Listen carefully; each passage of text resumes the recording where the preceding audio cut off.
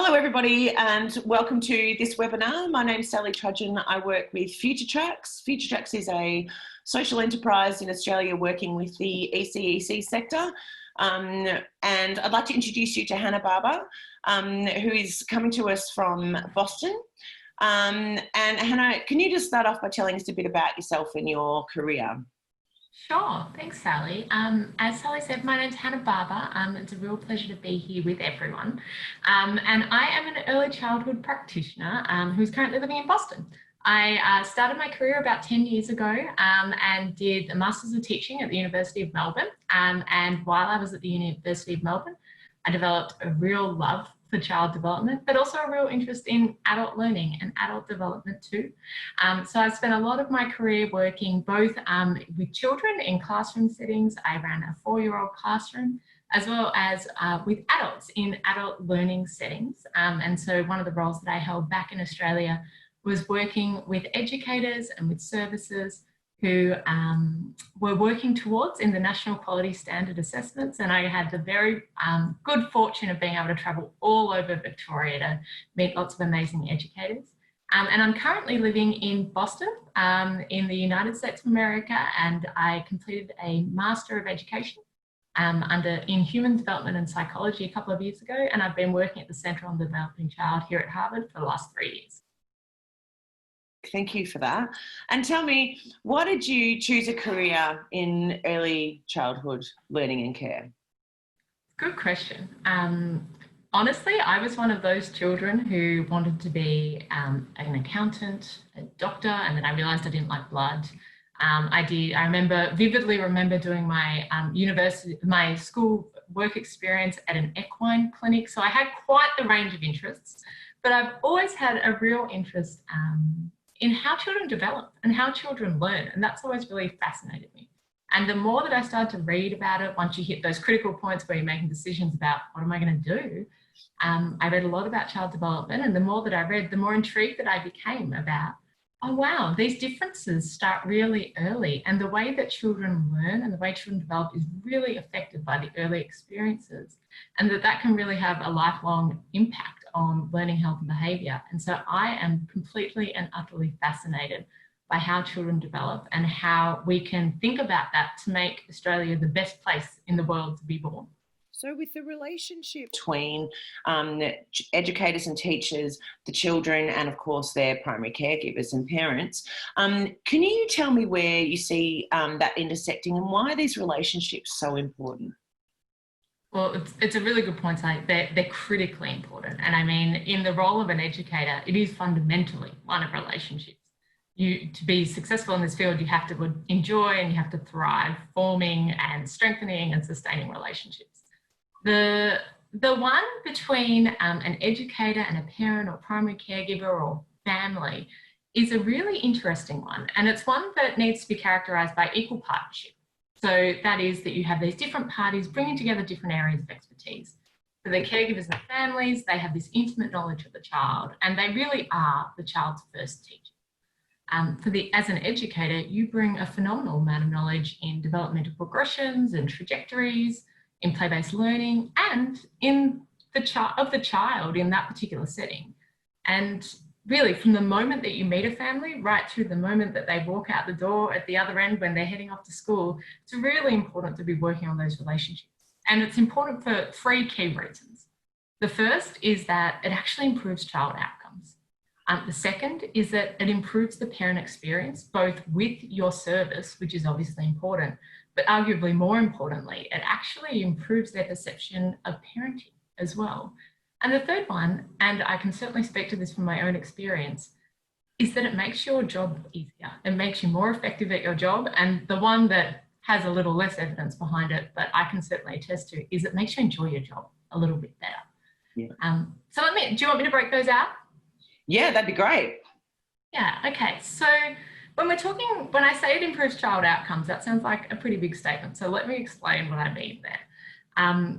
What I mean is that it improves both biological and behavioural outcomes. So when I talk about biological outcomes, I'm thinking about like literally how the brain is built and how the body is built. So this is pretty substantial stuff. Mm-hmm. Children come to an early childhood service with really unique strengths and needs and experiences and knowledge. But the one common thing is that it doesn't matter what their background is, regardless of what their needs are, regardless of what their strengths are, all children benefit from strong, familiar routines with people with whom they can develop really strong attachments. And I don't think that will be a new concept for anyone. Now, that attachment is formed when a child's cues are responded to, right? And when they know that someone will be there to meet their needs, to comfort them emotionally and physically.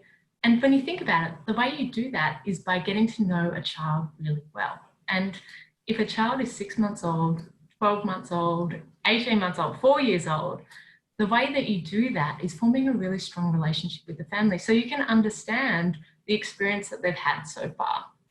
And the secondary bit to this is that children are always watching. And so they're looking to see does perhaps mum or dad or grandma or grandpa or auntie, how are they interacting with this educator? Can I trust them? And when you have a really strong relationship with the parents, the children understand that too. So from a biological perspective, this consistency and this familiarity tells the child that when they're safe and when they're cared for and when they know that their needs are going to be met, this really primes the child to be able to engage, right? And that's actually how we build brains and how we build really strong bodies. It's that serve and return interaction, that back and forth.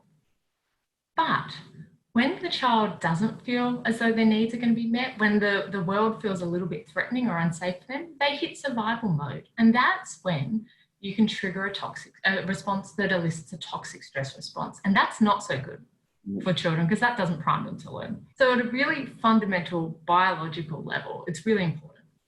Now, from a behavioural perspective, this one's a little bit more straightforward. The big idea here is that when parents are involved in education, you improve children's learning outcomes. So say, for example, I was a 4-year-old kindergarten teacher, so I know a lot about dinosaurs. I've spent a lot of my time reading and thinking about dinosaurs. Now, if a child expresses an interest in a dinosaur, you know as an educator that you're going to use that interest as a vehicle to support learning. And that might be, you might be doing some sound and letter correlations if you're doing lots of reading with children. You might think about perspective taking if you're doing some drama with the child. You might be doing some fine motor development, for example, by drawing dinosaurs or cutting things out, all that sort of thing. Now, if you're able to communicate that with the parent and they're able to tell you what's going on at home, the child gets a double dose of that. So it makes sense that it improves learning outcomes for kids as well. Now, in terms of the parent experience, so this is the second really big reason it's important. There's lots of evidence to suggest that parents have a stronger sense of self-efficacy and a more positive perception of their children when they have a really strong relationship with the educator. That I think is really powerful. And then layered on top of that, they also can have a more positive and a greater sense of competence about their parenting. Now that's super powerful because if you think about that, that has long-term effects, not only when the child is in the environment with you, but it's also when they go on to school and other settings. That's a pretty amazing gift to be able to give a family. Now, the third one is really about, it improves the ability to do your job for all the reasons that I've just listed, you know, greater sense of familiarity, ability to create those strong attachments. But certainly from an anecdotal perspective, I can say that sometimes when you're an educator, you have to have really difficult conversations with families. And it's just about the one thing I can guarantee, you will not go through your career without having to engage in one of these really tricky conversations. And sometimes it's something happening within the classroom. It might be sort of something happening between a couple of children. There might be sort of a developmental need or some support required there, or there might be something happening at home that you've observed and that you think you might need to raise with the family. Now, the number one, these conversations, they're always tricky, but really I can guarantee you they're going to be a whole lot harder if you don't have a really strong relationship with that family. And frankly, it's these relationships, these conversations that really make the difference in the lives of children. So that is why it's a really core feature you'll see in all the learning frameworks. The early years learning framework, for me, I was in Victoria, so I used the Victorian early years learning and development framework. It's featured really heavily because it takes a village. It takes a village to raise a child. It's no different here.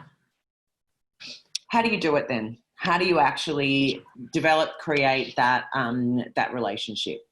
Yeah, it's a great question, and it's a really critical question, because for some people it comes really naturally, and for some people it feels a little bit difficult sometimes. I think the first thing, Sally, to say up front is there's no right or wrong way to do it.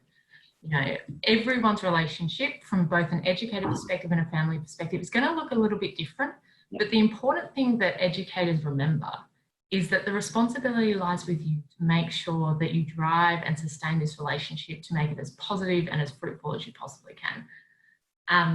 But in saying that they all look different, there are lots of tips and tricks that you can put in your toolbox.